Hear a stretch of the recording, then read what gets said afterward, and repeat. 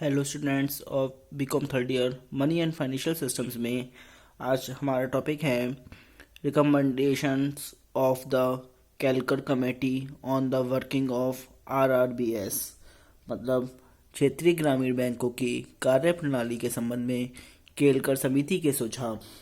इसमें सुनिए, क्षेत्रीय ग्रामीण बैंकों की कार्यप्रणाली का अध्ययन करने के लिए नियुक्त केलकर समिति ने सुझाव दिए हैं और स्पष्ट मत व्यक्त किया है कि ऐसी साख संस्थाएं जो अपनी जीवन शक्ति पर काफ़ी दबाव महसूस करती हैं, उन्हें वर्तमान ढांचे में जारी नहीं रखा जा सकता और उनके पुनरीक्षण की नितांत आवश्यकता है। केलकर समिति का मूलभूत निष्कर्ष यह है कि क्षेत्रीय ग्रामीण बैंकों का बृहत शाखा विस्तार, कम लागत की कार्यप्रणाली, स्थानीय वातावरण से तादात्म्य और कमजोर वर्ग की सेवा का राष्ट्रीय दृष्टिकोण देखते हुए ग्रामीण साख की बहु एजेंसी इकाई के रूप में ये बैंक सर्वथा अनुकूल है तथा व्यापारिक बैंक एवं सहकारी संस्थाओं के साथ ही साथ अस्तित्व में रहकर ये ग्रामीण बैंक एक पूरक संस्था की भूमिका सफलता से निभा सकते हैं, किंतु इनकी कार्यक्षमता को बढ़ाना आवश्यक है, जिसके संबंध में कमेटी ने निम्नलिखित सुझाव दिए हैं। नंबर 1, वायबिलिटी ऑफ आरआरबीएस यानी कि बैंकों की जीवन शक्ति। इसमें सुनिए, इन बैंकों को बड़े उद्यमियों को ऋण न देकर केवल कमजोर वर्ग को ही ऋण देना चाहिए। ऋण हितग्राहियों के लाभ को दृष्टि में रखकर बैंकों के लक्ष्य के अनुसार ही दिया जाना चाहिए। कमजोर वर्ग से ऋण की वसूली समय पर न होने के कारण इन बैंकों की वित्तीय स्थिति संकटपूर्ण हो जाती है। इसके लिए कमेटी ने निम्न सुझाव दिए। नंबर 1, इन बैंकों की लागतहीन यानी कॉस्ट फ्री प्रदत्त पूंजी प्रत्येक बैंक की 25 लाख से बढ़ाकर 100 लाख की जानी चाहिए। नंबर 2, प्रायोजित बैंकों द्वारा दिया जाने वाला अल्पकालीन ऋण 30% से घटाकर 20% एवं व्यापारिक बैंकों द्वारा ली जाने वाली ब्याज की दर 8.5% से घटाकर 7% की जानी चाहिए। नंबर 7, ग्रामीण बैंकों द्वारा रखा जाने वाला वैधानिक तरलता अनुपात SLR जो प्रायोजित बैंक के पास रखा जाता है, उसे सरकारी प्रतिभूतियों में विनियोजित किया जाना चाहिए ताकि ग्रामीण बैंक अधिक लाभ कमा सके। SLR के अतिरिक्त इन बैंकों को अपने कोषों की 10% राशि प्रायोजित बैंकों के पास रखनी चाहिए, जिसे अनुमत अतिरिक्त तरलता कहेंगे, और प्रायोजित बैंक इस पर अधिकतम ब्याज देगा। इन बैंकों को विनियोग साख एवं कार्यशील पूंजी में उचित तालमेल रखना चाहिए। नंबर 2, कवरेज यानी कि बैंकों का विस्तार। इसमें सुनिए, कृषि एवं ग्रामीण विकास राष्ट्रीय बैंक यानी कि नाबार्ड को ग्रामीण बैंकों का अध्ययन कर बेहतर प्रबंध एवं नियंत्रण की दृष्टि से बैंकों को विभाजित कर देना चाहिए और 2 या 2 से अधिक लघु तथा अनार्थिक इकाइयों को एक इकाई में बदल देना चाहिए। क्षेत्रीय ग्रामीण बैंकों के महत्व को देखते हुए नई शाखाएं उन्हीं स्थानों पर खोली जानी चाहिए जहां सुख सुविधाओं का अभाव है और निर्धन एवं कमजोर वर्ग का बाहुल्य है। जिस स्थान पर ग्रामीण बैंक स्थापित किया जाता है, यदि उसकी कार्यक्षमता एवं कुशलता बढ़ाने के लिए आसपास अधिक शाखाओं के प्रारंभ किए जाने की आवश्यकता है, तो रिजर्व बैंक को अपने नियमों में ढील देकर इसकी अनुमति देनी चाहिए। नंबर 3, बकाया राशि की वसूली में ग्रामीण बैंकों की सहायता। इस दिशा में चहुमुखी प्रयास किए जाने चाहिए कि ग्रामीण बैंकों की बकाया राशि वसूल की जा सके।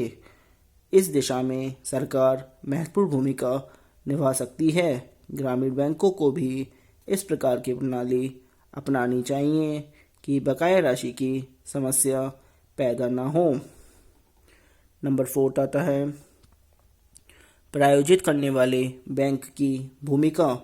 क्षेत्रीय ग्रामीण बैंक का अध्यक्ष उसे प्रायोजित करने वाले व्यापारिक बैंकों को कृषि एवं ग्रामीण विकास राष्ट्रीय बैंक नाबार्ड की सलाह से किसी वरिष्ठ बैंक अधिकारी को बनाया जाना चाहिए और उन्हें उचित प्रशिक्षण दिया जाना चाहिए।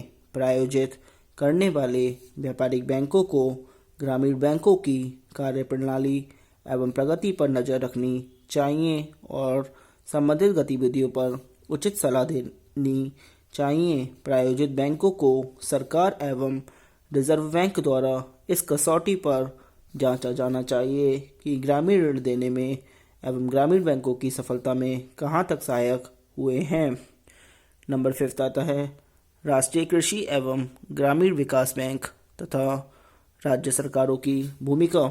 राष्ट्रीय कृषि बैंकों को ग्रामीण बैंकों के कार्यों पर नज़र रखनी चाहिए और इस संबंध में नीतियाँ एवं निर्देश जारी करने चाहिए। अंशधारी होने के कारण राज्य सरकारों की ग्रामीण बैंकों के सफल कार्यान्वयन में महत्वपूर्ण भूमिका है। राज्य सरकार को इन बैंकों की बकाया राशि वसूली में सहायक होना चाहिए और इन बैंकों को संरचनात्मक समर्थन देना चाहिए। नंबर 6 आता है चयन प्रशिक्षण एवं संबंधित मामले। ग्रामीण बैंकों की चयन प्रणाली में परिवर्तन की आवश्यकता है। ग्रामीण बैंकों के कर्मचारियों को व्यापारिक बैंकों के स्टाफ से विभिन्न स्तर के प्रशिक्षण की आवश्यकता है। ग्रामीण बैंकों के कर्मचारियों को पदोन्नति के भी अच्छे अवसर मिलने चाहिए तथा इन्हें योग्यता एवं अनुभव के आधार पर प्रायोजित बैंकों में पदोन्नति के अवसर प्राप्त होने चाहिए।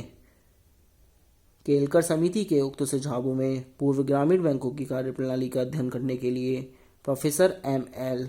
दांतवाला की अध्यक्षता में 1977 से 78 में एक समिति गठित की गई थी।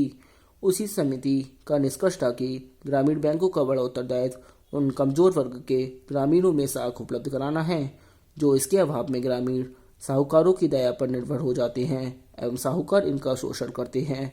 इस क्षेत्र में प्रभावपूर्ण कदम उठाने के लिए ग्रामीण बैंकों को परियोजना की सही पहचान कर उसके उत्पादन से लेकर विक्रय तक की समुचित व्यवस्था करनी पड़ेगी। बैंक को मात्र रियायती दर पर ऋण नहीं देना है पर ऋण की उत्पादकता भी देखनी है तथा इस संबंध में गहन विस्तार योजना आवश्यक है।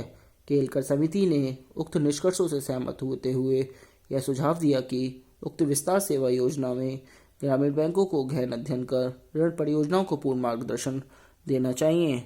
इसका निष्कर्ष केलकर समिति ने निष्कर्ष प्रस्तुत किया है यदि ग्रामीण बैंकों को छोटे एवं कमजोर व्यक्ति के हित में एक साख संस्था की भूमिका निभाना है एवं अपनी दीर्घकालिक जीवनी शक्ति को बनाए रखना है तो लागू ब्याज दरों की सीमा की भी समीक्षा करनी होगी। एक मजबूत साख का ढांचा मात्र स्थायी सहायता पर खड़ा नहीं किया जा सकता जैसा कि दांतवाला समिति का मत है। केवल रियायती ब्याज के अतिरिक्त कमजोर वर्ग के लोगों को अन्य सेवाओं की भी आवश्यकता होती है। यदि बैंक द्वारा वित्तीय सहायता प्रदत्त परियोजनाओं की आय पैदा करने की क्षमता कमजोर है तो रियायती ब्याज से ज़्यादा सहायता नहीं मिलेगी। इस बात का सदा ध्यान रखा जाना चाहिए कि क्षेत्रीय ग्रामीण बैंक कोई अस्थायी ढांचा नहीं है वरन देश के समग्र ग्रामीण साख ढांचे में एक स्थायी व्यवस्था है। अब आता है परफॉर्मेंस ऑफ RRBS क्षेत्रीय ग्रामीण बैंकों का निष्पादन। इसमें सुनिए क्षेत्रीय ग्रामीण बैंक ग्रामीण क्षेत्र में कमजोर वर्गों लघु एवं सीमांत कृषकों भूमिहीन कृषि श्रमिकों दस्तकारों एवं लघु उद्यमियों को समय अनुसार उचित मात्रा में ऋण उपलब्ध कराकर ग्रामीण विकास में सक्रिय भूमिका निभा रहे हैं। इन बैंकों की अधिकांश शाखाएं पिछड़े क्षेत्रों में खोली गई हैं जहां पहले बैंकिंग सुविधाएं उपलब्ध नहीं थीं। इन बैंकों द्वारा कुल वितरित ऋणों में कमजोर वर्गों का अंश 90% तथा उससे अधिक है। क्षेत्रीय ग्रामीण बैंकों को अग्रणी बैंक योजना के अंतर्गत तैयार की गई जिला शाख योजनाओं से काफ़ी बड़ा भाग प्रदान किया गया है। जुलाई 1982 में नाबार्ड की स्थापना के पश्चात क्षेत्रीय ग्रामीण बैंकों को रिजर्व बैंक से प्राप्त होने वाली सुविधा नाबार्ड से मिलने लगी है। नाबार्ड अब इन बैंकों की पुनर्वित्त योजनाओं के प्रशासन, उसके कार्य निष्पादन की देखरेख एवं शाखा विस्तार तथा निरीक्षण के लिए रिजर्व बैंक के साथ एक कड़ी के रूप में कार्य करता है। क्षेत्रीय ग्रामीण बैंकों के अद्यतन आंकड़ों के अध्ययन से स्पष्ट होता है कि वित्तीय कार्य निष्पादन की दृष्टि से लाभार्जन कर रहे हैं। क्षेत्रीय ग्रामीण बैंकों की संख्या में समग्र रूप से गिरावट आई है। इन बैंकों के वित्तीय सुदृढ़ीकरण के एक भाग के रूप में 31 मार्च 2007 को नकारात्मक नेटवर्क वाले 27 बैंकों के पुनः पूंजीकरण का काम 2007 से 2008 में प्रारंभ किया और 31 मार्च 2010 तक इन बैंकों को कुल 1795.97 करोड़ रुपए वित्तीय समर्थन दिया जा चुका है। इसका मूल्यांकन इन बैंकों ने शाखा विस्तार, ऋण स्वीकृति और बचत को प्रोत्साहित करने की दिशा में काफ़ी प्रगति की है। फिर भी इन बैंकों में कुछ कमियां और समस्याएं हैं। इन बैंकों के विस्तार में क्षेत्रीय असमानता है।